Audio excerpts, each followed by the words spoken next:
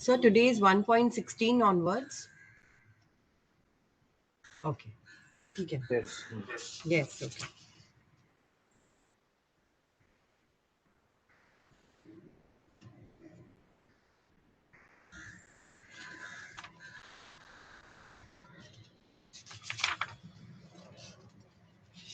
We will just revise shortly Yeah. and then Okay. continue on You this. can start the revision. Yeah. अच्छा.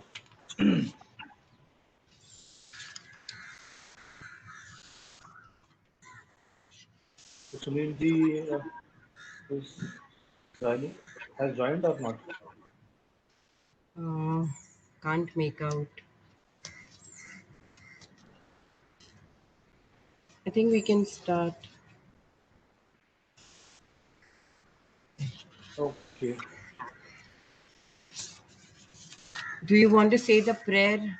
Om Sahana Vavatu. Yeah, Yeah, we you will can say. say it. Yeah. Okay. Yeah.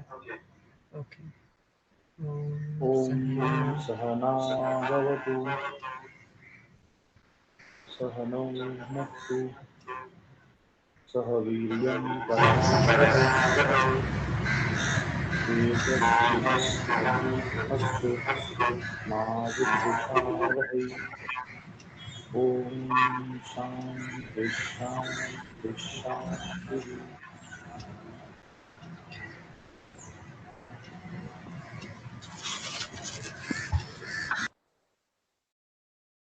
नमस्ते सुनील जी, हमने शुरू कर दिया.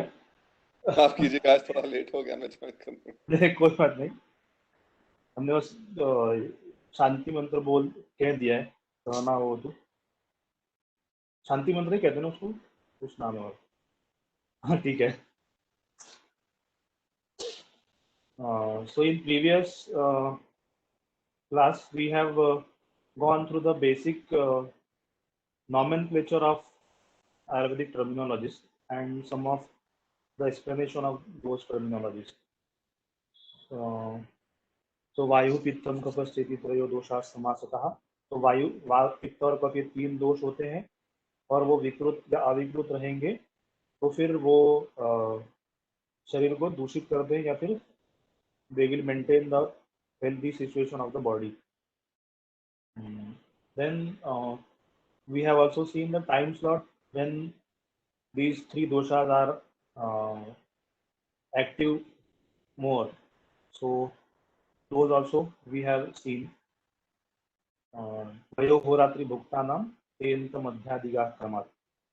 So vaya, दिन, day, night, and after having meal, they are having more predominant in those stages. Then 7 types of dhatu. Rasa, Asrug, Mausam, Vedosti, Madhya, Sukrani, Dhatavaha. So Rasa, Asrug means Rakta, Mams, Med means fatty tissues, Majja, Shukra, Asti, Majja and Shukra. These are the 7 dhatus. And why are these called dhatus? Because धारयंती भी धातु, मतलब शरीर को धारण करते हैं, इसलिए उनको धातु कहते हैं. तो वो 7 है.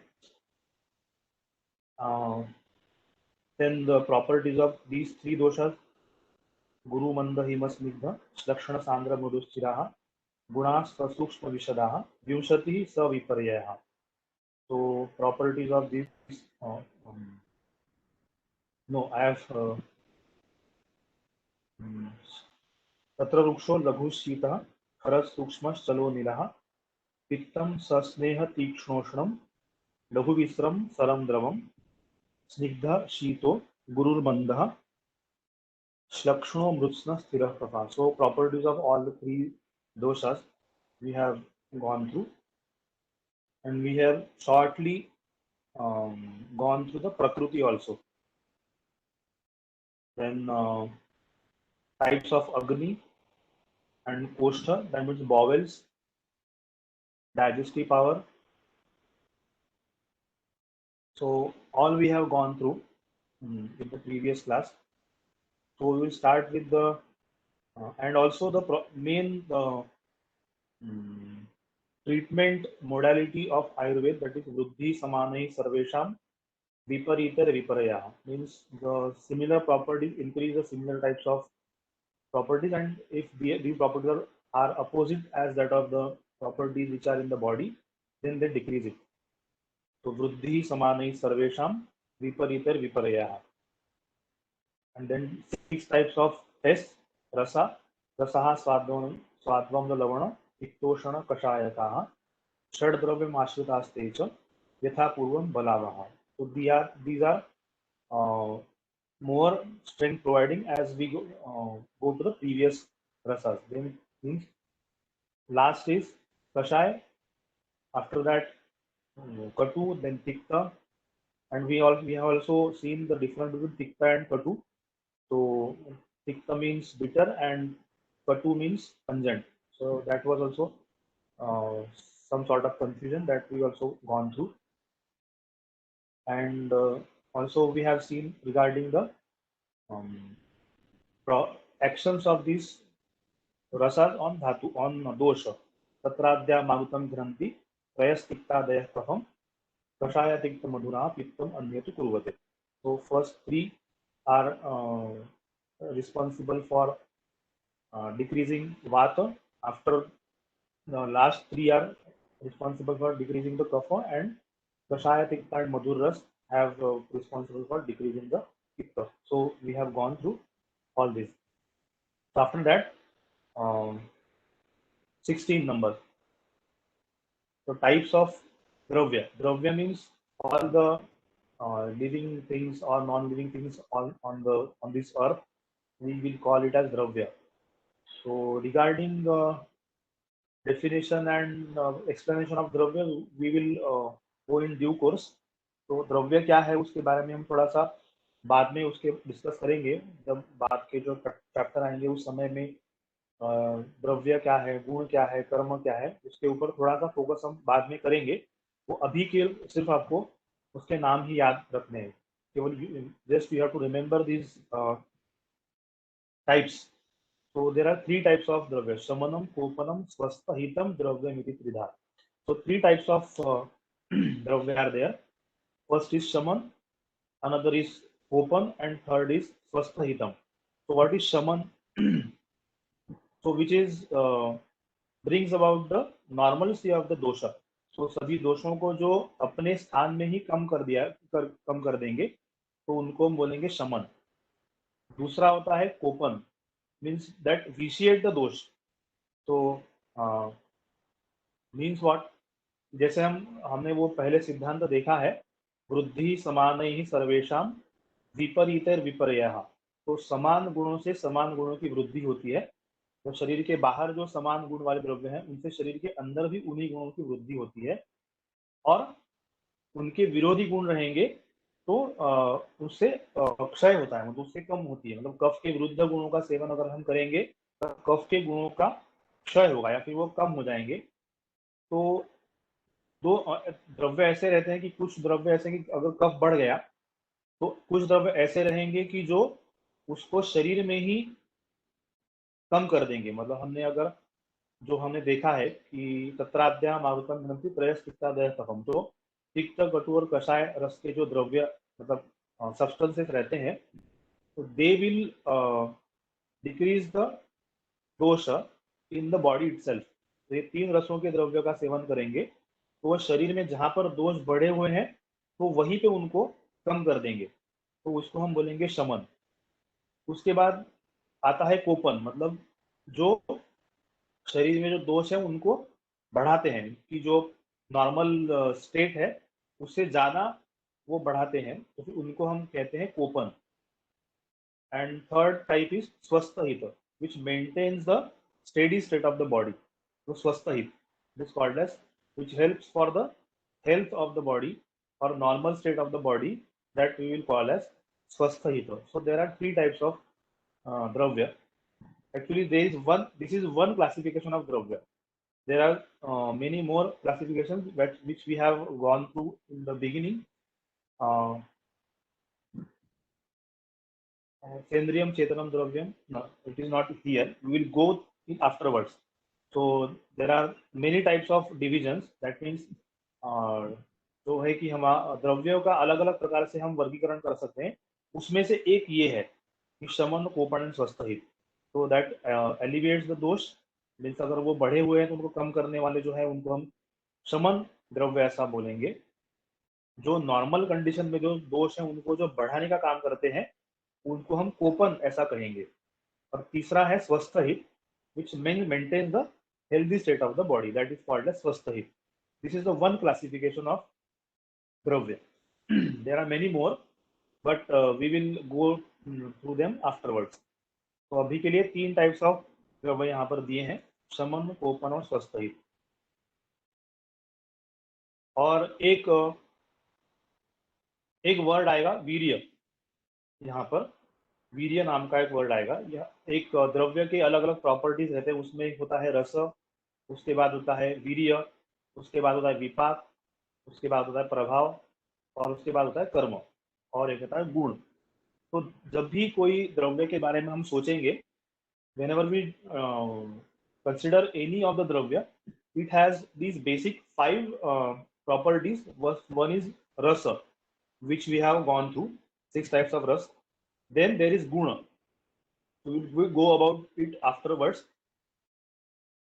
Third one is virya, which we are going through right now. After that vipaka, and lastly prabhav. So these are the inherent properties of any द्रव्य. So virya means उसके लिए थोड़ा सा हमें एक देखना पड़ेगा कि सृष्टि की उत्पत्ति किस तरह से हुई।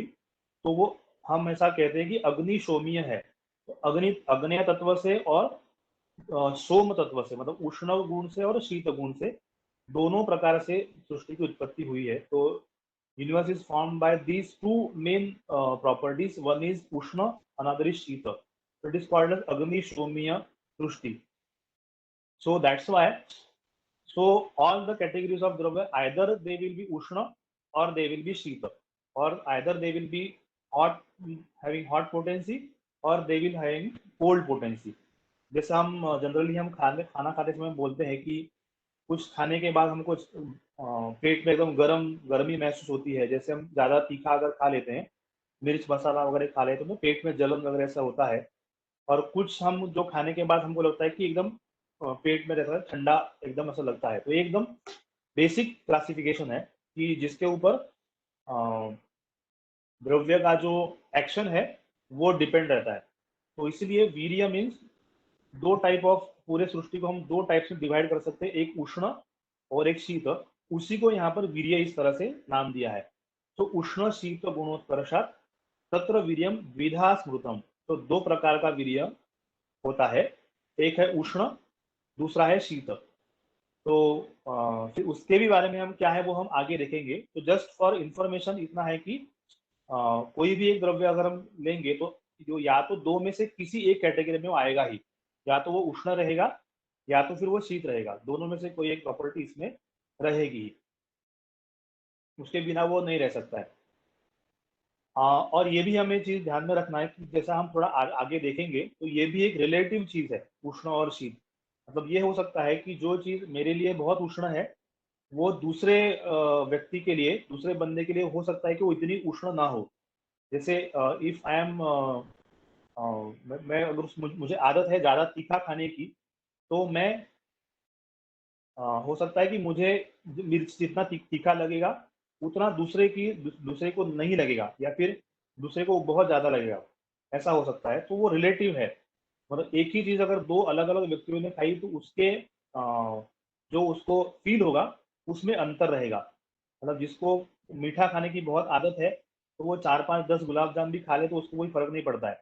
लेकिन जिसको मीठा खाने की आदत नहीं है, तो वो एक भी खा लेगा तो बोलेगा कि मुझसे खत्म नहीं हो रहा है, ऐसा भी हो सकता है। तो ये रिलेटिव चीज है, इसीलिए हमको केवल इतना ध्यान में रखना है कि वो उष्ण और शीत 2 टाइप का है, लेकिन वो व्यक्ति के हिसाब से वो भिन्न रहेगा। मतलब एक ही चीज अगर मैं उसका खाऊंगा तो उसका इफेक्ट अलग रहेगा, और आप खाएंगे तो उसका इफेक्ट अलग रहेगा, ये हो सकता है। तो लेकिन ये 2 कैटेगरी के अलावा तीसरा नहीं होगा, या तो ये हमारे लिए उष्ण रहेगा या तो मेरे लिए वो शीत रहेगा, ऐसा वो हो सकता है। तो ये आपको ध्यान में रखना है कि वो रिलेटिव है, सभी कुछ यहाँ पर जो है वो रिलेटिव है। आयुर्वेद में ऐसा एग्जैक्ट ऐसा है ऐसा नहीं है। तो उसके बाद होता है विपाक, तो ये होगा वीर्य। उसके बाद आता है विपाक, सीधा विपाको द्रव्यस्य स्वादु अम्ल कटुकात्मकः। तो विपाक क्या है, तो बॉडी में जाने के बाद कोई भी सब्सटेंस हम लेते हैं तो इट वो undergoes the process of digestion. So after digestion, the last stage which it transforms into, it is called as vipak. So we called it as post digestive effect. So it is called as vipak. तो पूरा digestion पूरा होने के बाद उसके बाद जो अवस्था किसी सब्सटेंस को मिलती है उसको हम कहते हैं विपाक। तो वो 3 टाइप का होता है। वन इज स्वादु, that is Madhur, another is अम्ल मीन्स स्वर, एंड थर्ड इज कटु। तो 3 प्रकार के विपाक होते हैं। तो ये क्या है, उसके प्रॉपर्टीज क्या है, वो क्या कर उससे क्या होता है, तो उसके बारे में हम बाद में देखेंगे। अभी के लिए सिर्फ आपको इतना ही रखना है याद में कि 3 प्रकार के विपाक होते हैं। तो पहला हमने देखा कि 6 प्रकार के रस होते हैं, फिर 2 प्रकार की वीर्य होते हैं, और अभी ये 3 प्रकार के विपाक होते हैं। मतलब जो रस रहेंगे उसका ही पोस्ट डाइजेस्टिव इफेक्ट जो होगा उसको हम 3 टाइप में डिवाइड करेंगे। एक जो है वो मधुर, दूसरा होता है अम्ल, और तीसरा होता है कटु। ये 3 टाइप में उसको डिवाइड करेंगे। तो पोस्ट डाइजेस्टिव इफेक्ट जो है वो 3 टाइप का होता है। एक है मधुर मतलब स्वादु, दूसरा होता है अम्ल खट्टा, और तीसरा होता है कटु। तो ये 3 टाइप के विपाक उसमें होते हैं। तो उससे क्या होगा तो वो हम बाद में उसके बारे में डिस्क्राइब करेंगे। अभी के लिए सिर्फ इतना ही ध्यान रखना है कि 3 टाइप के विपाक हैं। तो जैसे ड्यू कोर्स ऑफ हम जैसे उसके आगे रसभेदीय अध्याय है, द्रव्य विशेष विज्ञानीय अध्याय है, उसमें इसके बारे में डिटेल में एक्सप्लेनेशन आएगा। ये क्या है, उसके प्रॉपर्टीज क्या है, उससे क्या होता है, ये सब कुछ उसी में आ जाएगा। उसके बाद होता है 18 श्लोक है गुरुवादी गुण, मीन्स टाइप्स ऑफ गुण। So all these rasa, virya, vipaka and prabhav come under guna only, but there are some specific gunas are also mentioned there.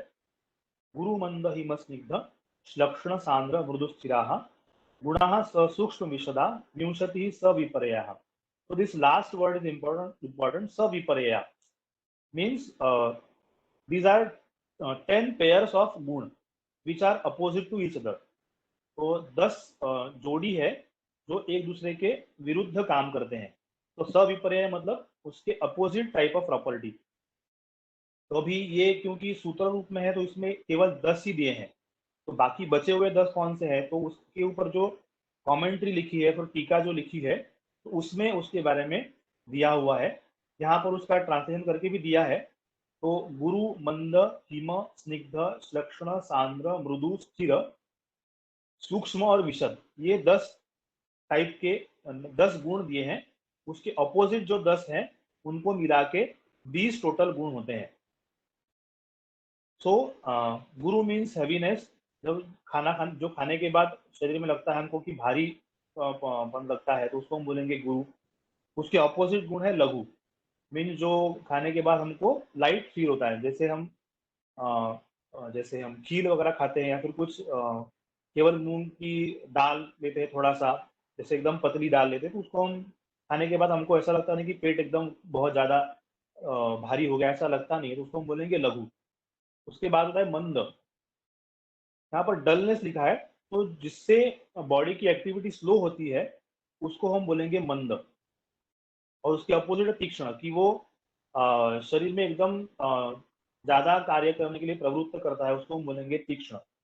उसका ट्रांसलेशन किया है शार्पनेस, लेकिन एग्जैक्ट उसका ट्रांसलेशन वो नहीं है, तो उसको डायरेक्ट ट्रांसलेट करना इतना पॉसिबल नहीं है।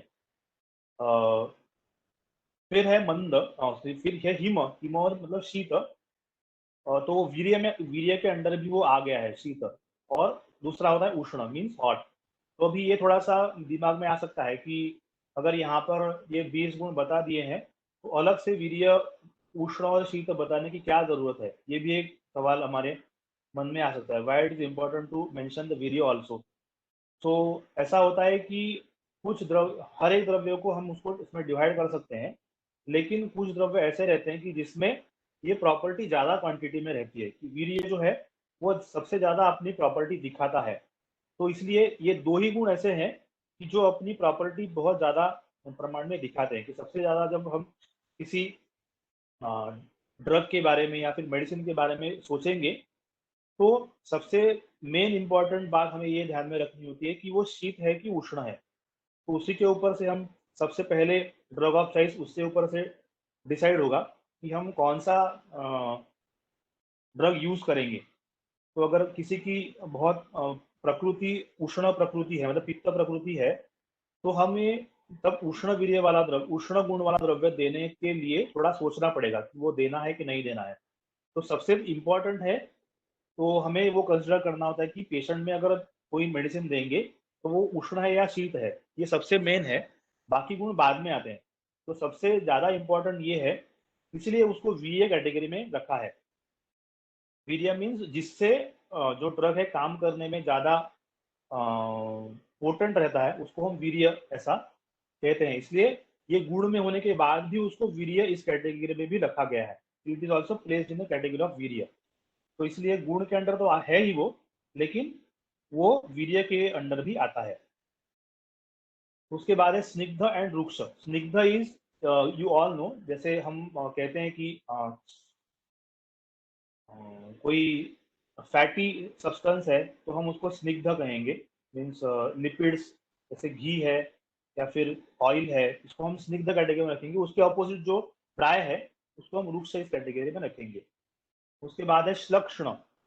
तो श्लक्षण क्या है, तो जो स्मूथ है उसमें उसको हम श्लक्षण कहेंगे, कि जो जो उसका स्पर्श है वो एकदम स्मूथ है, तो उसको हम बोलेंगे श्लक्षण है। और उसके अपोजिट जो स्मूथ नहीं है, मतलब वो रफ है, तो उसको हम बोलेंगे खर। तो देन ए इज सांद्र। तो जैसे उसमें कोई हम, जैसे हम कीचड़ देखते हैं, कीचड़ में पानी और सॉलिड दोनों साथ में रहता है, मतलब मिट्टी और पानी दोनों साथ में रहता है। वो पूरा सॉलिड भी नहीं रहता है, पूरा लिक्विड भी नहीं रहता है, तो उसको हम बोलेंगे सांद्र। थोड़ा सा उसमें फ्लूइड का क्वांटिटी कम है, लेकिन एकदम हार्ड है ऐसा भी नहीं है, तो उसको हम बोलेंगे सांद्र। उसके बाद है द्रव। जो फ्लूइड है, मतलब जो फ्री फ्लोइंग है, उसको हम बोलेंगे द्रव। और उसके बाद है मृदु। तो हमने देखे गुरु मंद हिम स्निग्ध श्लक्षण सांद्र। उसके आता है मृदु, मीन जो सॉफ्ट है, मतलब जैसे स्पंज हम देखते हैं, तो जो जिस तरह से होता है उसको हम सॉफ्ट कहेंगे। तो सॉफ्ट, मृदु और श्लक्षण दोनों में थोड़ा सा डिफरेंस है। कभी कभी उसमें कंफ्यूजन होता है कि मृदु और श्लक्षण में क्या डिफरेंस है। तो श्लक्षण में जो स्मूथ है उसको हम बोलेंगे श्लक्षण, जो सॉफ्ट है उसको हम बोलेंगे मृदु। तो ये थोड़ा सा कंफ्यूजन उसमें दूर हो जाएगा। और जो उसके ऑपोजिट जो सॉफ्ट नहीं है उसको हम बोलेंगे हार्ड, मीन्स वो है कठिन। तो श्लक्षण मृदु के अपोजिट है कठिन। उसके बाद आता है स्थिर। तो स्थिर मीन्स जो स्टेडी है, मतलब ज्यादा हिलने वाला नहीं, उसको हम बोलेंगे स्थिर। और सर मीन्स जो ज्यादा घूम इधर उधर घूमेगा, उसको हम बोलेंगे सर। तो सर को कहीं कहीं चल ये नाम भी दिया है। तो जैसे हमने जब वात के गुण देखे, तत रुक्षो लघु शीत खर सूक्ष्म चलो निदाह, तो ये जो चल नाम का जो लास्ट उसमें प्रॉपर्टी दिया है, वो सर की कैटेगरी में भी आता है। सर को कहीं कहीं चल भी दिया हुआ हमको मिलता है। तो जो अपनी मूवमेंट खुद कर सकता है उसको हम बोलेंगे सर।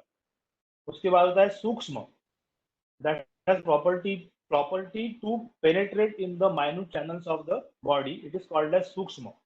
तो वो शरीर के जो माइन्यूट चैनल्स है उसमें जो एंटर करने की जिसमें प्रॉपर्टी रहेगी उसको हम बोलेंगे सूक्ष्म। तो उसके अपोजिट जो है वो स्थूल है, वो इतना सूक्ष्म नहीं है, तो उसको कि वो स्थूल है, कि वो सूक्ष्म नहीं है, वो शरीर में इतना अंदर तक जाने की प्रॉपर्टी उसमें नहीं है, तो उसको हम स्थूल कहेंगे। उसके बाद है विशद। विशद मीन जैसे हम किसी कपड़े के ऊपर अगर मैल लगा हुआ है, इफ गंदा हो गया है, तो उसको हम साफ करने के लिए साबुन लगाते हैं। तो साबुन से क्या होता है, उसका ऑयली जो टेक्सचर रहता है वो निकल जाता है, तो उसको जिससे वो क्लीन हो जाता है। तो वो जो क्लीनलीनेस करने वाला जो भी प्रॉपर्टी है, ये काम जो शरीर के बाहर करता है, ऐसे कुछ द्रव्य रहते हैं, मेडिसिन ड्रग्स रहते हैं, वो शरीर के अंदर जाकर ऐसे काम करते हैं, उसको हम बोलते हैं विशद। Means that has clears all the, जैसे ज्यादा स्लफ हो गया तो उसको क्लियर करेगा, ज्यादा कफ बढ़ गया हो तो उसको क्लीन करेगा, ऐसे जो प्रॉपर्टी जिसमें है उसको हम बोलेंगे विशद। और उसके अपोजिट रहता है पिच्छिल।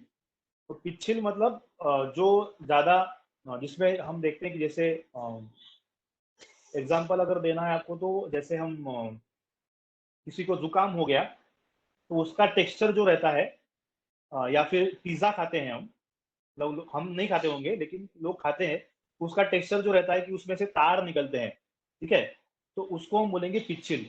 कि जो ज्यादा स्टिकी है, ठीक है, तो उसको हम बोलेंगे पिच्छिल। तो स्निग्ध के ऊपर का कैटेगरी है वो, उसको हम बोलेंगे पिच्छिल। तो इस तरह से वो 10 गुण है, उसके अपोजिट और 10 गुण है, टोटल मिला के टोटल 20 गुण उसमें कहेंगे। तो गुरु मंद हिम स्निग्ध लक्षण सांद्र मृदु स्थिरा गुणा सूक्ष्म विशदा विंशति सविपर्या। तो ये 20 एक दूसरे के अपोजिट है, मतलब 10 पेयर्स हैं, तो 10 के अपोजिट जो 10 है उनको हम विपर्य, सविपर्य मतलब विपर्य के साथ मिलके वो 20 होते हैं। तो वैसे जो दिए हैं वो 10 ही हैं। गुणा स सूक्ष्म विशदा, सूक्ष्म और विशद के साथ विंशति ही सविपर्य, विपर्य के साथ जो होते हैं वो 20 हैं। जैसे इसमें जो दिए हुए हैं वो 10 ही हैं। फिर है अ,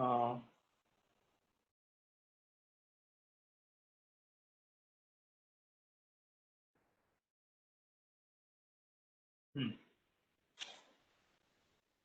उसके बाद 19 है कि अ, अभी एक है कि स्वस्थ अवस्था शरीर की किस तरह से रहेगी और व्याधि कैसे होगा, how body gets a disease और it maintains its normal health. तो कालार्थ कर्मणाम योगो हीन मिथ्याति मात्र कहा सम्यक योगस्य विज्ञेयो रोगारोग्यैक कारणम। Means there are three types: kala, artha and karma. So what is this? We will go through it.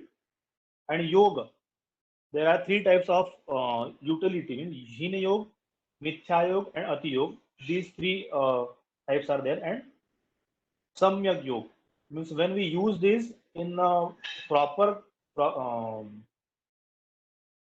way, it is called as samyak yoga. And it is samyak yoga is responsible for arogya means health, and its ayog या फिर मिथ्या योग अति योग is responsible for व्याधि अवस्था means disease condition. तो ये काल, अर्थ और कर्म क्या है? तो काल मीन्स टाइम, अर्थ मीन्स जो हम इंद्रियों से ग्रहण करते हैं, मतलब जो 5 ज्ञानेंद्रिय है उससे जो ग्रहण करते हैं उसको हम बोलते हैं अर्थ। मतलब जैसे आपने देखा होगा कि चक्षु इंद्रिय है, उसका अर्थ है देखना, ठीक है। दूसरा है श्रवणेंद्रिय है, उसका अर्थ है सुनना। तो उसके बाद ऐसे ही 5 जो सेंस ऑर्गन है, हर एक का एक एक अर्थ है। तो वो 5 है शब्द स्पर्श रूप रसायन गंध, ये 5 है। शब्द श्रोतेंद्रिय का है, स्पर्श स्पर्शनेन्द्रिय का है, ठीक है। फिर उसके बाद है रूप है दृष्टि का, मतलब इसको हम बोलेंगे कि अक्षु चक्षी चक्षुर इंद्रिय। उसके बाद होता है रस मीन्स जो हम टेस्ट जो बोलते हैं उसको रस, जिह्वा से जो होता है। उसके बाद है गंध मतलब स्मेल, तो उसको हम बोलते हैं जो है पृथ्वी महाभूत का गुण है वो, और वो है घ्राणेन्द्रिय का काम है। तो 5 जो ज्ञानेन्द्रिय है उनके हर एक के 5 अर्थ है, और हर एक के मतलब हर एक का एक एक है, ऐसे 5 है। तो उसका हीन योग या मिथ्या योग या अति योग ये रोग के लिए कारणीभूत रहता है, उससे रोग होते हैं। और कर्म, तो हम जो कर्म करेंगे उसका भी कर्म मतलब जो बॉडी में जो जो भी एक्टिविटी हम करेंगे उसका हीन योग, मिथ्या योग या अति योग। अब ये तीनों का थोड़ा सा हमको डिस्क्राइब करना जरूरी है। तो काल का हीन योग, काल का मिथ्या योग, काल का अति योग, ये क्या है? ऐसा अभी हो रहा है कि अभी ग्रीष्म ऋतु चल रहा है, मीन्स धूप का सीजन चल रहा है लेकिन बारिश हो रही है। तो एक्चुअली दिस ये काल में बारिश नहीं होनी चाहिए, तो वो है काल का मिथ्या योग। मतलब अगर ग्रीष्म ऋतु है उसमें बारिश हो रही है तो उसमें हम बोलेंगे वो मिथ्या योग, ये नॉर्मल नहीं है, ये abnormal, this abnormal. So this abnormal condition is called as mithya yoga of काल। या फिर दूसरा है हीन योग। क्या है? मतलब ग्रीष्म ऋतु है अभी, लेकिन बिल्कुल भी उष्णता नहीं है, धूप बहुत बिल्कुल भी नहीं है, कुछ गर्मी फील ही नहीं हो रही है, तो बहुत कम है, तो उसको हम बोलेंगे अयोग या फिर हीन योग। ठीक है, तो ज्यादा उष्णता नहीं है तो उसको हम बोलेंगे हीन योग। और तीसरा है अति योग। थर्ड इज अति योग। व्हाट इज अति योग? तो जैसा आप बोलते हैं कि पिछले साल से या फिर पिछले 10 साल में इस साल बहुत ज्यादा गर्मी है, ऐसा कभी कभी होता है। ठीक है, तो बहुत ज्यादा है, जो जितना नॉर्मली जो कंडीशन रहता है धूप का, सीजन का, उससे बहुत ज्यादा गर्मी हुई है। या फिर ठंड का मौसम है और उसमें बहुत ज्यादा ठंड पड़ रही है, जितना पिछले 10 साल में 20 साल में नहीं हुआ, इस बार बहुत ज्यादा है, ऐसा है तो उसको हम बोलेंगे अति योग। तो ये हो गया काल का हीन योग, मिथ्या योग एंड अति योग। दिस इज कॉल्ड एज अति योग, हीन योग, मिथ्या योग ऑफ काल। जैसे मतलब जिस ऋतु में जो उसके लक्षण दिखने चाहिए वो अगर नहीं दिख रहे हैं, दूसरा ही कुछ दिख रहा है, तो उसको हम बोलेंगे मिथ्या योग। इफ जो लक्षण में दिखने चाहिए वो बहुत ज्यादा प्रमाण में अगर दिख रहे हैं, तो उसको हम बोलेंगे अति योग। और जितना प्रमाण में होना चाहिए उतना प्रमाण में अगर नहीं हो रहा है, तो उसको हम बोलेंगे हीन योग। तो इसको हम काल का हीन योग, अति योग और मिथ्या योग इस तरह से कहेंगे। Second is earth. तो अर्थ मीन जो हमने बोला कि पंच ज्ञानेन्द्रिय का जो 5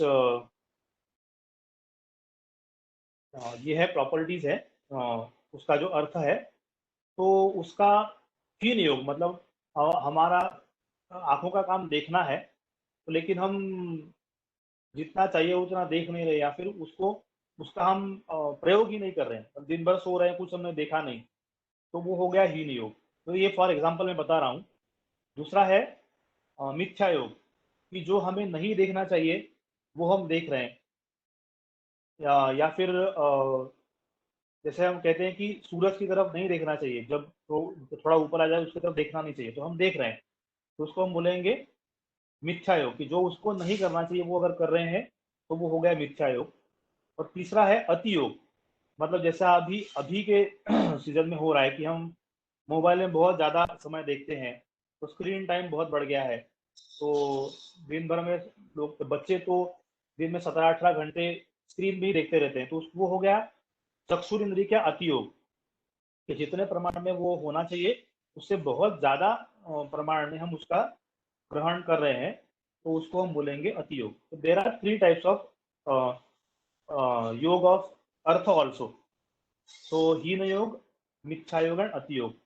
तो उसका बहुत कम यूज करेंगे, बहुत ज्यादा यूज करेंगे, और जो होना चाहिए वो अगर नहीं कर रहे हैं, तो उसको हम बोलेंगे हीन योग, मिथ्या योग और अति योग। तो इस तरह से अर्थ का भी 3 प्रकार से हम डिवाइड कर सकते हैं। और तीसरा है कर्म। मतलब जो भी हम शरीर से कर्म कर रहे हैं, कि वो हीन योग, उसका भी हीन योग, मिथ्या योग और अति योग होता है। तो मतलब हमारे पैरों का काम है चलना, तो अगर हम दिन भर चले ही नहीं, तो मतलब हो गया उसका हीन योग। दूसरा होता है कि हम इतना ज्यादा, मतलब एक दिन में 100 किलोमीटर चल दिए, इतना हो नहीं सकता, लेकिन जितना उसका कैपेसिटी है उससे बहुत ज्यादा अगर हमने किया, तो उसको हम बोलेंगे अति योग। मतलब जैसे मुझे डेली 10 किलोमीटर चलने की आदत है, और मैं एक दिन में एकदम अचानक से एकदम 20 किलोमीटर मैंने चला है, तो उसको हम बोलेंगे अति योग। और तीसरा है मिथ्या योग। कि जैसे पैरों से जो हमें नहीं करना चाहिए, मतलब जैसे कुछ डांस कर रहे हैं, कि कुछ हम एक आध दिन हमें आदत नहीं है, लेकिन एक दिन किसी की शादी है और हमने बहुत ज्यादा कर दिया, जो हमें आदत नहीं है वो हम कर रहे हैं। या फिर पैरों को हम रखे, इस तरह से रखे हैं कि उसका प्रॉपर पोजीशन जो है वो नहीं है, मतलब पैर ऊपर टांग के बैठ गए पैरों को ऐसा करके, तो वो उसका हो गया मिथ्या योग। कि प्रॉपर पोजीशन क्या है कि पैर या तो शरीर के नीचे होना चाहिए या फिर शरीर के लाइन में होना चाहिए, अगर वो पोजीशन है तो उसको बोलेंगे नॉर्मल स्टेट है। लेकिन हम सो गए नीचे और पैर ऊपर रख के बैठ गए, तो उसको हम बोलेंगे उसका मिथ्या योग। प्रॉपर जो पोजीशन है वो अगर नहीं है, तो उसको हम बोलेंगे मिथ्या योग। इसी तरह से हर एक कर्मेंद्रिय का जो नहीं करना चाहिए वो हम अगर कर रहे हैं, तो उसको हम बोलेंगे कर्म। कर्म का हीन योग, कर्म का मिथ्या योग और कर्म का अति योग। तो ये तीनों प्रकार का जो योग है, it is responsible for the disease production. तो उससे डिजीज उत्पन्न होता है। अगर ये हीन योग, मिथ्या योग और अति योग करेंगे, इन तीनों में से कुछ भी एक चीज होगी तो it will be responsible for disease. और अगर सम्यक योग, मतलब जितना जो करना चाहिए उतना अगर कर रहे हैं, मतलब जितना हमें डेली उसका यूज करना है उतना अगर कर रहे हैं, तो उसको हम बोलेंगे सम्यक योग। तो सम्यक योग से विज्ञेयो रोग आरोग्य एक कारणम, यही एक कारण है कि जिससे आरोग्य अवस्था कायम रहती है। तो हेल्थ मेंटेन रहती है जब उसका काल, अर्थ और कर्म तीनों का सम्यक योग रखेंगे, तो हमारा स्वास्थ्य ठीक रहेगा। It will be responsible for healthy state of body. और अदरवाइज ये तीनों में से अगर कुछ भी करेंगे, हीन योग, मिथ्या योग या अति योग कुछ भी करेंगे, तो it will be causing disease condition in the body. तो इस तरह से काल, अर्थ और कर्म, ये तीन का हमने देखा है, हीन योग, मिथ्या योग और अति योग। तो ये आई थिंक ये थोड़ा क्लियर हो गया होगा कि अभी तक कि हीन, मिथ्या, अति योग बहुत ज्यादा, और अभी थोड़ा सा समझने में, थोड़ा सा एक्सप्लेन करने में थोड़ा डिफिकल्ट है, लेकिन बाद में वो इतना आसान डिफिकल्ट भी नहीं है। तो उसके बाद फिर रोग कैसे उत्पन्न होते हैं, एक तो उन्होंने कारण बताया कि किस वजह से होता है। उसके बाद ये अगर हमने किया तो फिर रोग क्यों होंगे, ऐसा करने के बाद रोग क्यों होंगे, तो रोगस्तु दोष वैषम्यम, दोष साम्यम अरोगता। तो दोषों का विषम होना, मतलब जिन प्रमाण में, जितने क्वांटिटी में वो बॉडी में होना चाहिए उतने क्वांटिटी में अगर है, तो दोष साम्य, उसको दैट इज कॉल्ड एज दोष साम्य।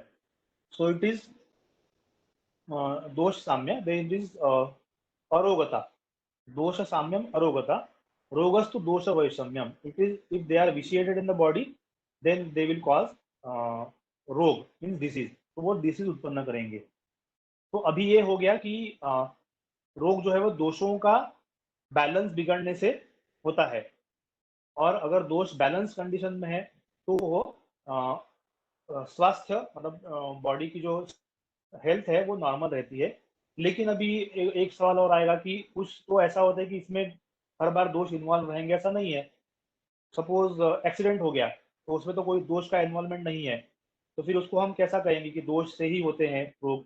तो फिर उसके आगे एक और क्लासिफिकेशन दिया है, निजागंतु विभागेन तत्र रोगा द्विधा स्मृता। तो रोग दो प्रकार से होते हैं। तो दोष वैषम्य जो है वो रोगी अवस्था है, और दोष साम्य वो निरोग अवस्था है। उसके बाद रोग होते कैसे हैं, तो निज आगंतु विभागेन तत्र रोगा द्विधा स्मृता, मतलब निज जो दोषों के विषय से होते हैं, मतलब दोषों की साम्यावस्था नहीं है, कुछ विषम अवस्था हो गई, तो उससे जो होते हैं उसको हम बोलेंगे निज रोग, निज व्याधि। ठीक है, तो जो दोषों के विकृत होने से जो होते हैं उनको हम बोलेंगे निज व्याधि। और दूसरा है आगंतु, मतलब जो एक्सटर्नल फैक्टर्स से होते हैं, मतलब जो ज्यादा एक्सीडेंट होता है या कुछ भी जिससे पहले रोग उत्पन्न होगा, फिर दोषों का विशेषण होगा, तो वो दूसरा है आगंतु। तो ये दो टाइप से है। तो एक है दोषों के विकृत होने से, और दूसरा है आगंतुक कारणों से। जैसे मतलब अभी देख रहे हैं कि जो बैक्टीरियल होते हैं, ठीक है, माइक्रोब से होते हैं, तो उनका कृमि से होते हैं, तो वो आगंतुक कारणों से होते हैं, एक्सटर्नल फैक्टर से होते हैं, तो उनको हम बोलेंगे आगंतु। तो निजागंतु विभागे न तत्र रोगा द्विधा, तो दो प्रकार से रोग उत्पन्न हो सकते हैं। और फिर वो कहाँ होते हैं, तो तेषाम काय मनोभेदात अधिष्ठानम अपि द्विधा। तो वो कहाँ होते हैं, तो बॉडी में, या तो वो काय मतलब शरीर में होते हैं, या फिर दूसरा है मन, तो साइकोसोमैटिक, तो साइकिक डिसऑर्डर होते हैं या फिर सोमैटिक होते हैं, या तो शरीर में होंगे या तो मन में होंगे। तो तेषाम काय मनोभेदात अधिष्ठानम अपि द्विधा। तो रोग दो प्रकार से होते हैं, लेकिन उसके अतिरिक्त अधिष्ठान भी दो होते हैं, कि जिस पर, जहां पर वो होंगे, या तो वो शरीर में होंगे, बॉडी में होंगे, या तो माइंड में होंगे। तो दोनों में से किसी भी एक में हो सकता है। और फिर ये उसके बाद पहले उन्होंने जो दोष बताए, वात, पित्त और कफ, वो शरीर के दोष हैं। उसके बाद आता है कि मन अगर विषेट होता तो वो कैसे होता है, तो रजस तमस मनसो द्वौ च दोषौ उदाहृतौ, मतलब बताए हैं, उदाहृतौ मतलब बताए हैं। तो कौन से हैं, तो रज और तमो, जो दो है वो मन के दोष है। तो अभी हमने जैसे हम इसमें देखेंगे कि जैसे सत्व रज और तम तीन प्रकार के गुण रहते हैं, लेकिन उसमें जो सत्व है वो दोष उत्पन्न नहीं करता है। दोष उत्पन्न करने वाले रज और तम ये दो ही रहते हैं। तो इसलिए रजस तमश्च मनसो द्वौ च दोषौ उदाहृतौ, तो दो दोष मन में रहते हैं, वो है रज और तम। सत्व को दोष नहीं कहा गया है, क्योंकि उससे व्याधि नहीं होती, व्याधि रज और तम से ही होती है। तो सत्व रज के साथ मिलने के बाद कुछ होता है, या फिर रज तम के साथ मिलने के बाद कुछ होता है, लेकिन केवल सत्व से व्याधि मन की नहीं होती है। तो इसलिए सत्व को दोष नहीं कहा है, उसको गुण ही कहा है। ठीक है, तो रजस तमश्च मनसो द्वौ च दोषौ उदाहृतौ। अभी संस्कृत का एक बहुत अच्छा, मतलब ये मुझे बताना चाहिए कि आपको पता भी होगा कि मेरे जितना मुझे पता है कि पूरे वर्ल्ड में ऐसी एक ही लैंग्वेज है जिसमें तीन वचन होते हैं, एक वचन, द्विवचन और बहुवचन। बाकी किसी भी लैंग्वेज में द्विवचन का इस्तेमाल नहीं होता है। आई थिंक हो सकता है कि जर्मन में हो सकता है, जर्मन लैंग्वेज, लेकिन बाकी कोई लैंग्वेज में द्विवचन का प्रयोग नहीं होता है। वो केवल संस्कृत ही ऐसी लैंग्वेज है जिसमें एक वचन होता है, द्विवचन होता है और बहुवचन होता है। बाकी सभी लैंग्वेज में या तो एक वचन है, सिंगुलर है, या प्लूरल है। संस्कृत में सिंगुलर भी है, ड्यूअल भी है और प्लूरल भी है। तो इस तरह से तीन होता है। तो इसीलिए यहाँ पर मनसो द्वौ च दोषौ, दोषौ बोलेंगे तो वो दो है, दोषहा बोलेंगे तो तीन है। तो यहाँ पर दोषौ है तो वो द्विवचन है, तो इसलिए वो दो ही दोष है मन के, रज और तम। और सत्व जो है वो दोष नहीं है, वो गुण है।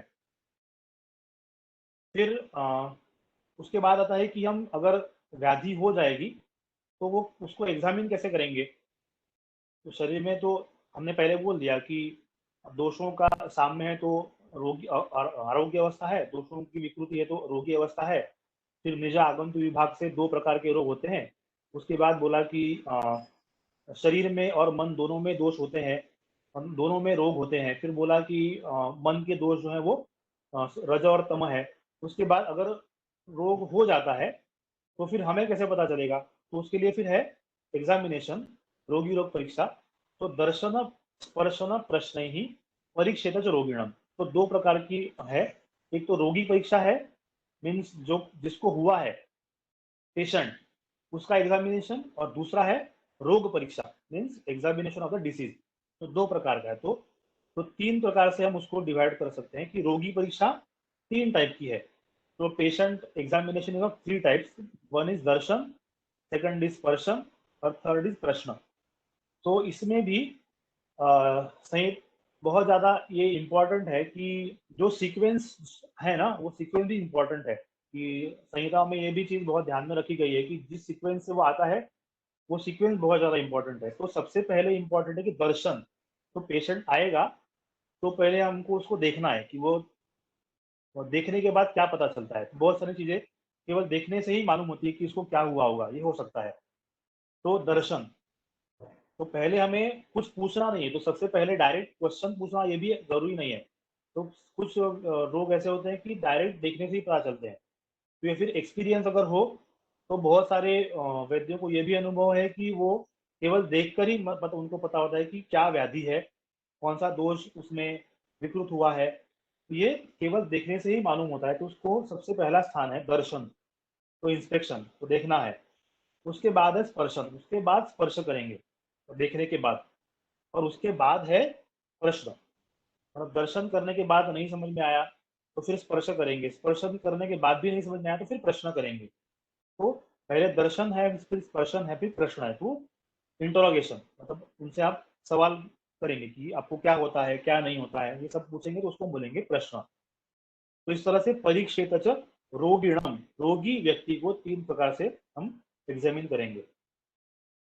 तो दूसरा है रोग परीक्षा, पहला हो गया रोगी परीक्षा, फिर दूसरा है रोग परीक्षा, फिर रोग किस तरह से हम पता करेंगे?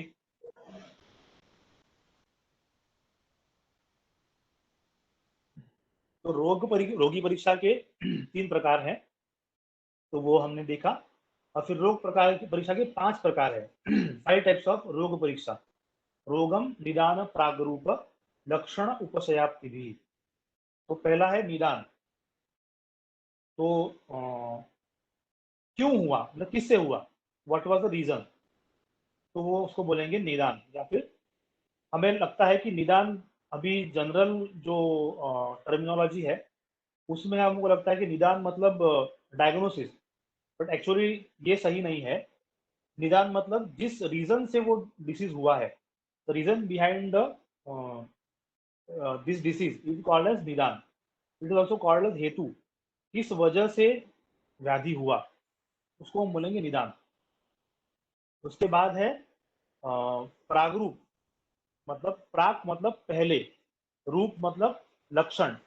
लक्षण उत्पन्न होने से पहले जो होता है उसको हम बोलते हैं प्रागरूप।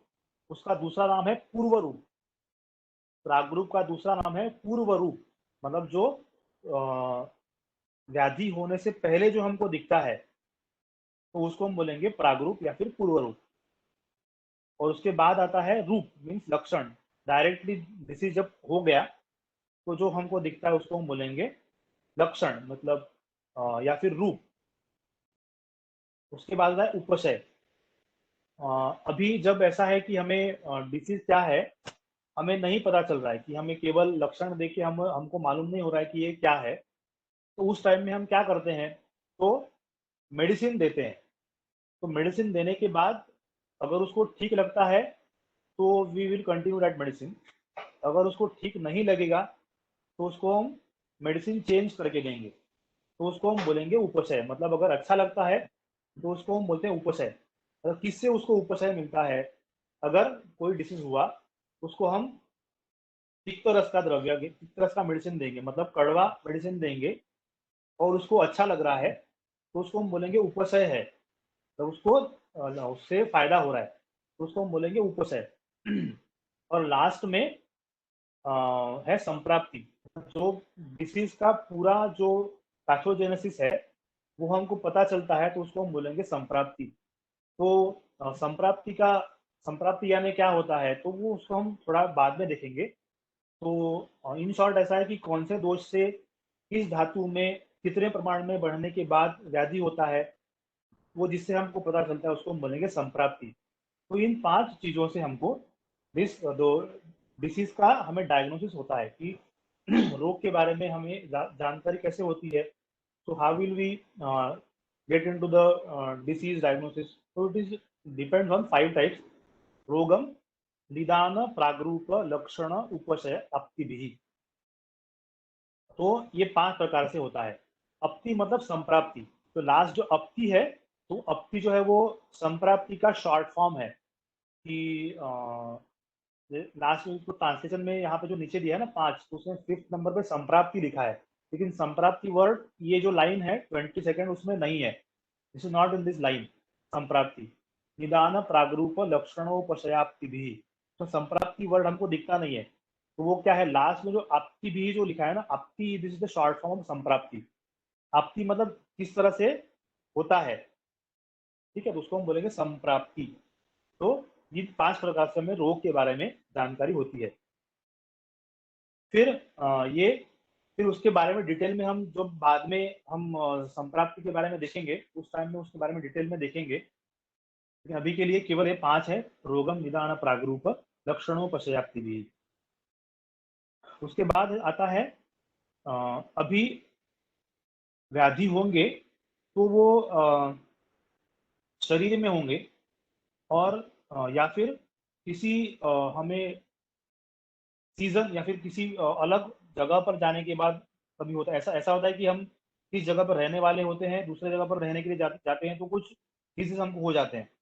तो वो होता है कि हमने जगह चेंज किया। तो कभी कभी ये भी होता है कि हम अ, रहने की जगह चेंज करके देखो तो डिसीज ठीक हो जाता है, ये भी होता है। तो वो डिपेंड होता है कि हम कहाँ रहने वाले हैं। तो इसलिए जहाँ पर वो होता है उसको हम बोलेंगे देश। तो भूमि देह प्रभेदेन देशम आहुर्यद विधा। तो देश का मतलब है जहां पर हम रहते हैं, उसको हम देश कहेंगे। देश मतलब कंट्री इस अर्थ में यह नहीं है। तो भूमि देह प्रभेदेन देशम आहुर्यद विधा। तो देश का दो मीनिंग है यहाँ पर। एक है भूमि, मतलब जिस जमीन पर हम रह रहे हैं, जहां पर हम रहते हैं, उसको एक देश कहते हैं, मतलब भूमि। दूसरा है देह, मतलब ये हमारा बॉडी है, शरीर है, वो भी एक प्रकार से देश ही है, कि जिसमें व्याधि उत्पन्न होते हैं। तो दो प्रकार के देश है, भूमि देह प्रभेदेन देशम आहु इह द्विधा। देश कहेंगे दो प्रकार से, एक है भूमि और दूसरा है देह। तो जहाँ बॉडी में होगा और कहीं पर जगह, भूमि, ये दो प्रकार से डिसीज को हम उनको डिवाइड कर सकते हैं। तो ये इम्पोर्टेंट क्यों है, देश किस तरह से होता है वो क्यों इम्पोर्टेंट है, वो इसलिए है कि व्याधि भी उसके हिसाब से अलग अलग होते हैं। तो वैसे हमको पता है कि कुछ डिसीज जो होते हैं वो कुछ रीजन में ज़्यादा होते हैं और कुछ रीजन में वो नहीं होते हैं। तो इसलिए जो डिसीज है वो भी देश के हिसाब से, मतलब जहाँ पर पेशेंट रहता है उसके ऊपर भी डिपेंड रहता है, इसलिए वो भी जानना बहुत इम्पोर्टेंट है। तो दो टाइप के तीन टाइप के देश हैं। भूमि देश के तीन प्रकार हैं, मतलब जमीन के तीन प्रकार ब्रॉडली डिवाइड किए हैं। तो एक है जांगल, दूसरा है अनूप और तीसरा है साधारण। तो जांगलम वात भूयिष्ठम, अनूपम तु कफोलबणम, साधारणम सममलम, त्रिधा भूदेशम आदिशे। तो तीन प्रकार के भूदेश हैं, मतलब जमीन के तीन प्रकार होते हैं। एक है जांगल, जांगल का मतलब होता है जहाँ, अभी ये जांगल वर्ड देखने के बाद हमको ऐसा लग सकता है कि जांगल मतलब जहाँ जंगल ज्यादा होते हैं, ऐसा ऐसा लग सकता है, लेकिन ऐसा नहीं है। तो जांगल ये होता है कि जहाँ पर वात की प्रधानता रहती है, वात दोष ज्यादा क्वांटिटी में रहता है, जो बहुत ज्यादा रुक्ष है, जहाँ पर जैसे हम डेजर्ट जो बोलते हैं, उस कैटेगरी में जाने वाला जो भी रीजन रहेगा, उसको हम जांगल देश ऐसा कहेंगे। तो जांगल मतलब जहाँ जंगल ज्यादा, ऐसा नहीं है। ये थोड़ा सा हम कंफ्यूजन में नहीं रहना चाहिए। तो जांगल। दूसरा है अनूप, तो जिसमें पानी की क्वांटिटी ज्यादा रहेगी उसको हम बोलेंगे अनूप। तो पहला जांगल है जिसको हम मरुभूमि जिसको बोलते हैं, जहाँ पर डेजर्ट लैंड है, जहाँ पर पानी कम है, ऐसे रीजन को हम बोलेंगे जांगल। तो दूसरा है, तो इसलिए वो वात भूयिष्ठम। तो जो वात के गुण है, वृक्ष, लघु, शीत, चल, सूक्ष्म, ठीक है, ये जो गुण है वो उस प्रकार की रीजन में ज्यादा रहते हैं, उसको इसीलिए बोलते हैं कि जांगलम वात भूयिष्ठम। दूसरा है अनूप, अनुपम टू कफोलवणम, जहाँ पर कफ का प्रमाण ज्यादा रहता है। जिस रीजन में पानी बहुत ज्यादा है या फिर पानी एक जगह पर ऐसे जम गया है, तो उसको हम बोलेंगे अनूप देश। जैसे हम कहेंगे कि गंगा के किनारे के रीजन है, वहाँ पानी स्टैग्नेंट बहुत रहता है, या फिर जैसे बंगाल का एरिया है जहाँ बहुत ज्यादा पानी है, उसको हम बोलेंगे अनूप देश।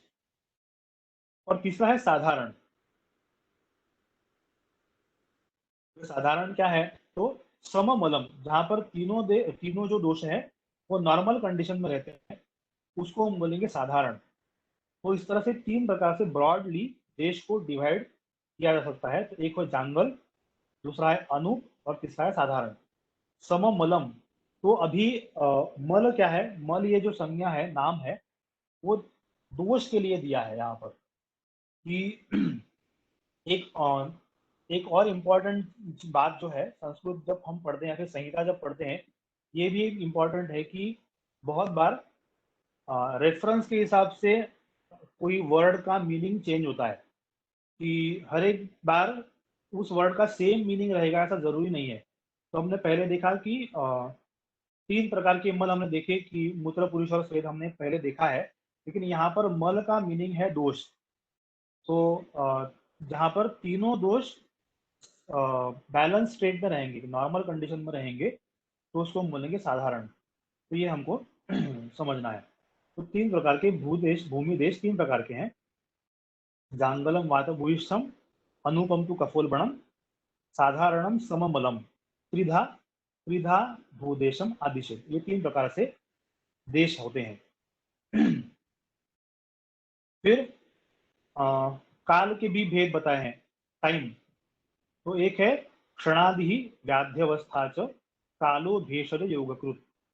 तो एक है क्षणादि काल और दूसरा है व्याधि अवस्था काल। तो इस प्रकार से भेषज योगकृत, तो उसके ऊपर निर्भर है, depends, treatment depends on these 2 काल, कि 2 प्रकार के व्याधि मतलब काल रहेंगे, एक तो टाइम, एक तो क्षणादि। क्षणादि का मतलब होता है कि जो रेगुलर हम जो काल है वो, मतलब दिन में सुबह दोपहर शाम, ये जो है वो काल है।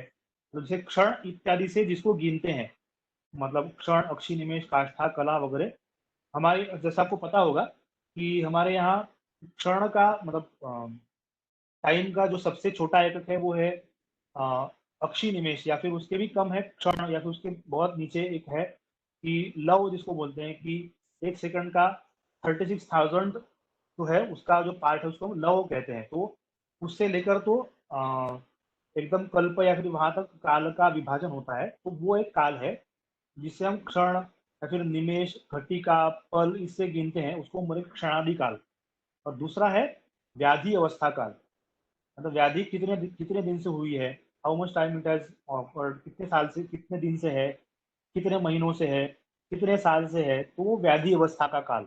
ये 2 प्रकार से काल का विभाजन हम कर सकते हैं। तो भेषज योगकृत, तो भेषज का योग हम किस तरह से करेंगे, मतलब औषध का प्रयोग किस तरह से करेंगे, उसके वो किसके ऊपर डिपेंड रहेगा, तो वो काल के ऊपर। तो ये क्षणादि काल मतलब ड्यूरेशन, मतलब दिन में कब हमको मेडिसिन देना है, या फिर खाना खाने के बाद देना है या पहले देना है, तो वो क्षणादि काल हो गया। दूसरा है व्याधि अवस्था काल, कि व्याधि के कौन से स्टेज में हम दे रहे हैं मेडिसिन, तो उसके ऊपर मेडिसिन डिपेंड रहेगा। तो एक क्षणादि काल, दूसरा व्याधि अवस्था काल। तो ये मेडिसिन के चॉइस को ये अ, इसके ऊपर वो डिपेंड रहता है, वो क्षणादि काल और व्याधि अवस्था काल। तो दूसरा फिर है औषध के प्रकार। ये भी औषध के 2 बेसिक टाइप्स दिए हैं, शमनम शोधनम शमनम चेति समासात औषधम द्विधा। तो पहले हमने जो देखा वो द्रव्य के 3 टाइप्स, यह शमनम, कोपनम, स्वस्थहितम द्रव्यम इति त्रिधा। तो 3 प्रकार के द्रव्य के भेद देखे, सब्सटेंसेस के भेद देखे, और यहाँ पर औषध के प्रकार बताएं, डॉक्टर मतलब जो मेडिसिन साहब, हम यूज करेंगे उस। हाँ, sorry sorry to interrupt you there. No ये नो, बहुत बहुत ही इंटरेस्टिंग है। जैसे आपने बताया, हाँ जांगल देश इज रिलेटेड टू वात दोष एंड हाँ अनुपदेश हाँ, इज रिलेटेड टू कफ दोष। तो yes yes, there is a query, may be not only in my mind, in all of us mind, कि वाई देर इज नो या अदर देश रिलेटेड टू पित्त देश, पित्त दोष। हाँ, एक्चुअली ठीक है। So this is a simple ठीक है, query, ये maybe a सवाल अच्छा है। foolish question, but at the same time I no felt no, it in it's my it's mind. It's not foolish. Actually क्या होता है कि जनरली जब हम सर्वे करेंगे कहीं भी जमीन का, फिर किसी का भी सर्वे करते हैं, तो 2 ही प्रकार से होता है, या तो उसमें हीट की इंटेंसिटी ज्यादा होगी, या फिर पानी की इंटेंसिटी ज्यादा होगी, या दोनों में से कुछ एक रहेगा। ऐसा बीच का जो पित्त के जो लक्षण है वो थोड़े से कफ के हैं, थोड़े से वात के हैं, थोड़े से उसके अलग कुछ हैं।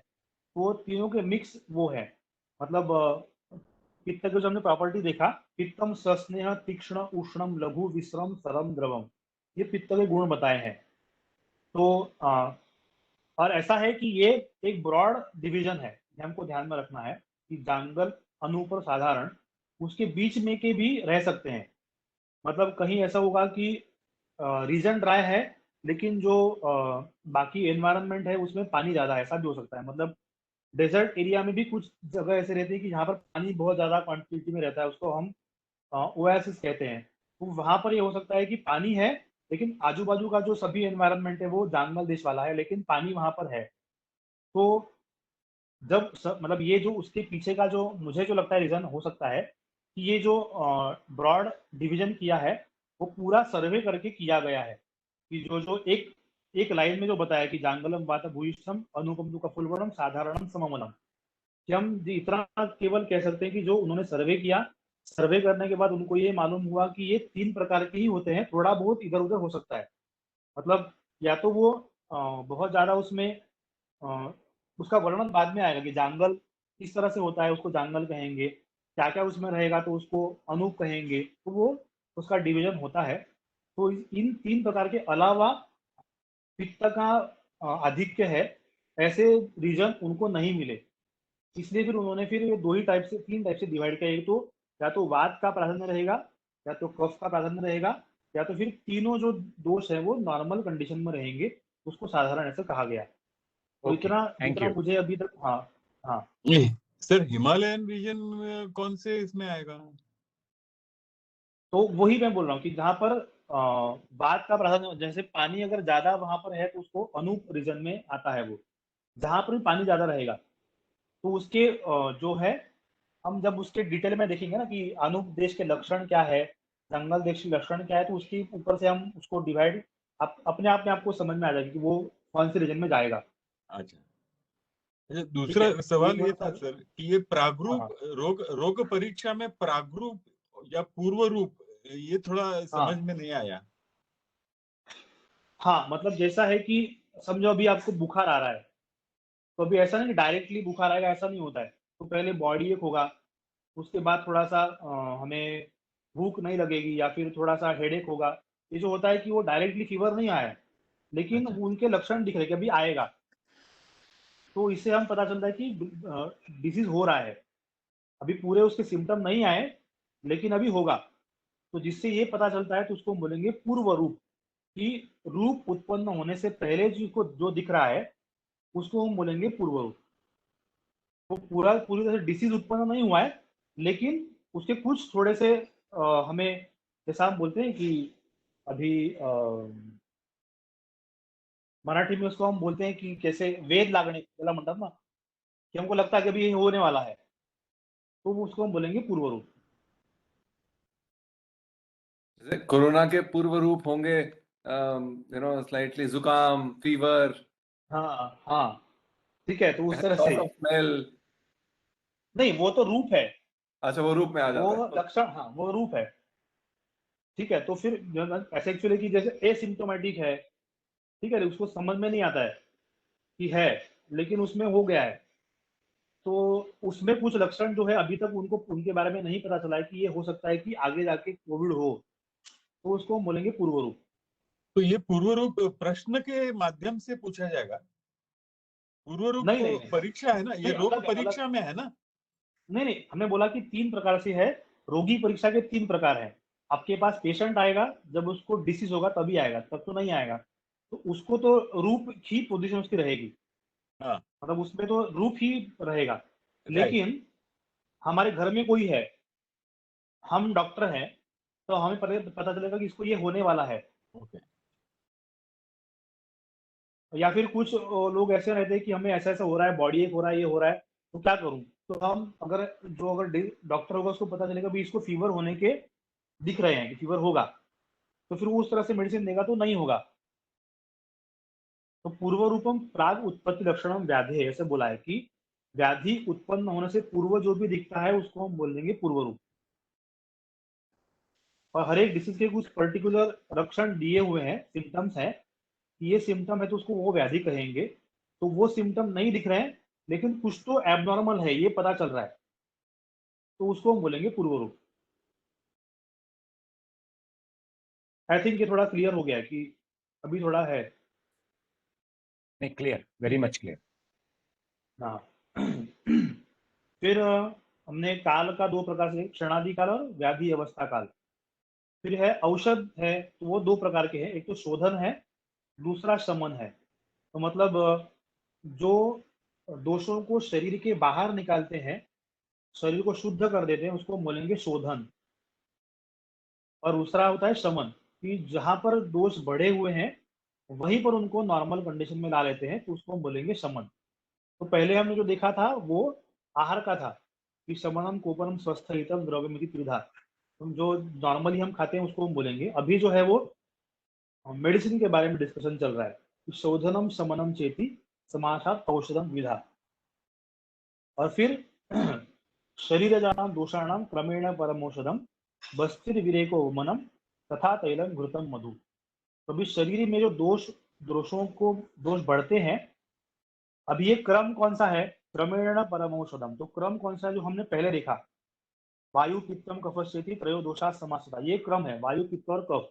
तो उनका क्रमेण परम औषधम, सबसे श्रेष्ठ औषध कौन सी है? तो वो है बस्ती विरेको वमनम। तो ये जो तीन है, बस्ती, विरेचन और वमन, ये तीन कर्म है जो हम बॉडी में करते हैं। तो बस्ती क्या है? मतलब एनिमा, उसके बारे में हम डिटेल में बाद में देखेंगे। विरेक मतलब पर्गेशन, उसके बारे में भी बाद में हम देखेंगे। और थर्ड है वमन, मतलब क्या बोलते हैं, वोमिटिंग, मतलब हम जो कराते हैं मेडिसिन के लिए, तो उसको हम बोलेंगे कर्म। तो बस्ती विरेको वमनम, ये बस्ती वात के लिए है, विरेचन पित्त के लिए है और वमन कफ के लिए है। तो ये क्रम से। और तथा तैलम घृतम मधु, क्रम से वात के लिए तेल, पित्त के लिए घृत और कफ के लिए मधु, मतलब शहद। तो ये जो क्रिया है, और पंचकर्म में बस्ती वात के लिए सबसे श्रेष्ठ है, विरेचन पित्त के लिए सबसे श्रेष्ठ है और वमन कफ के लिए सबसे श्रेष्ठ है। उसी तरह से औषध में, मेडिसिन में, तेल वात के लिए सबसे श्रेष्ठ है, घृत पित्त के लिए सबसे श्रेष्ठ है और मधु मतलब शहद, ये कफ के लिए सबसे श्रेष्ठ है। तीन प्रकार से मेडिसिन का डिवाइड होता है। फिर उसके बाद आता है कि पाद चतुष्टय की जो चिकित्सा है, ट्रीटमेंट है, उसके ऊपर किसके ऊपर डिपेंड रहती है? तो वह भिषक द्रव्याणि उपस्थाता रोगी पाद चतुष्टयम। भिषक द्रव्य उपस्थाता रोगी, तो ट्रीटमेंट इन चार के ऊपर डिपेंड रहती है। उसमें चार है, चिकित्सित निर्दिष्टम, और हर एक के चार चार गुण है।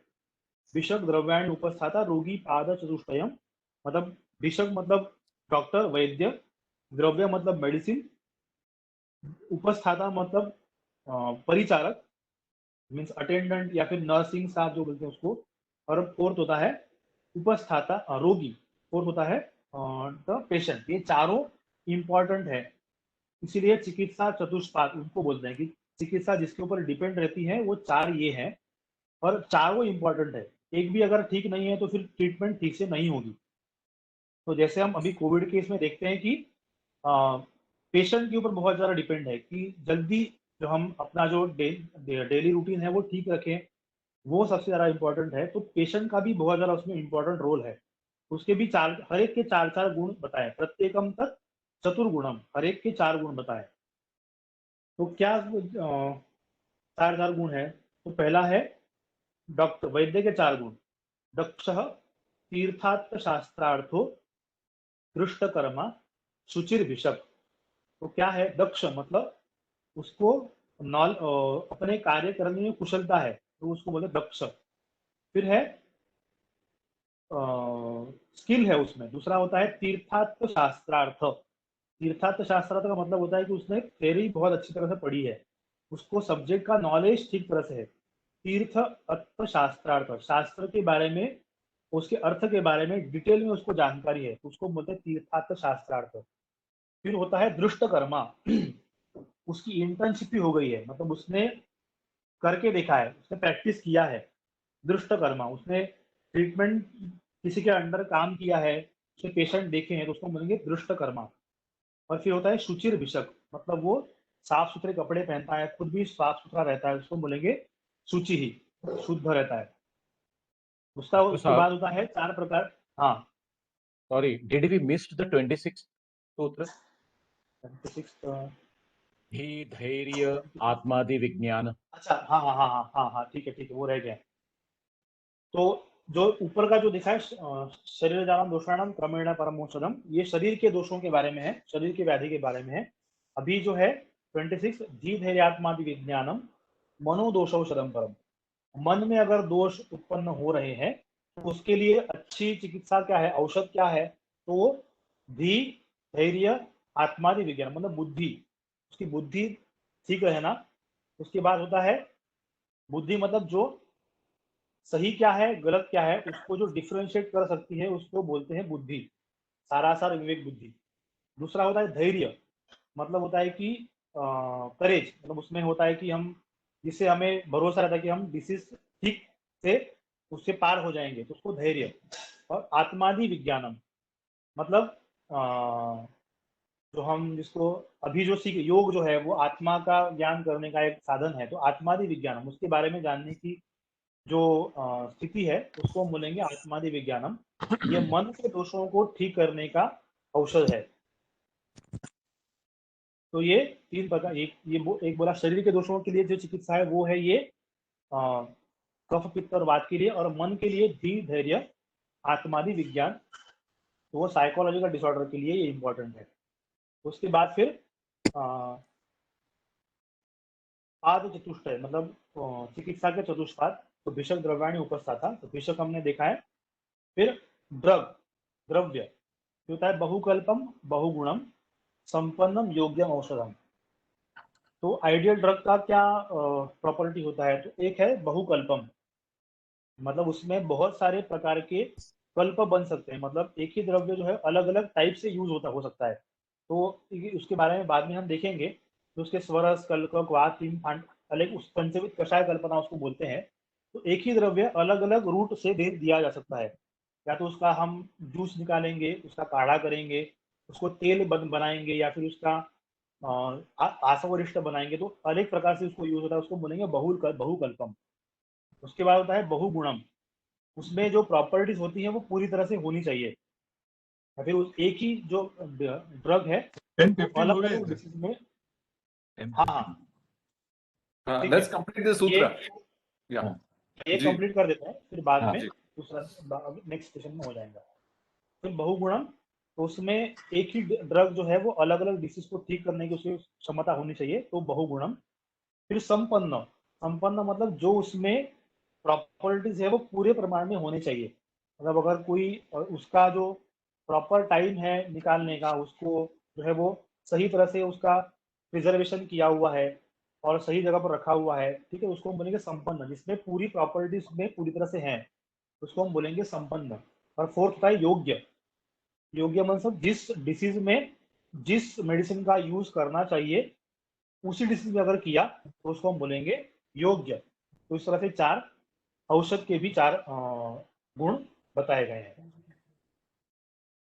बाकी इसमें बहुत ज्यादा बचा हुआ नहीं है, तो नेक्स्ट चैप्टर में पहले 5 मिनट में वो खत्म हो जाएगा, क्योंकि उसके बाद के जो श्लोक हैं उसमें सिर्फ अध्यायों के नाम दिए हैं कि उसमें आगे आने वाले अध्याय में क्या क्या नाम है, क्या क्या टॉपिक्स कवर होने वाले हैं, वही उसमें है। तो 2-3 ही श्लोक हैं, वो हमारे नेक्स्ट इसमें भी हो सकते हैं पूरे स्टार्टिंग में।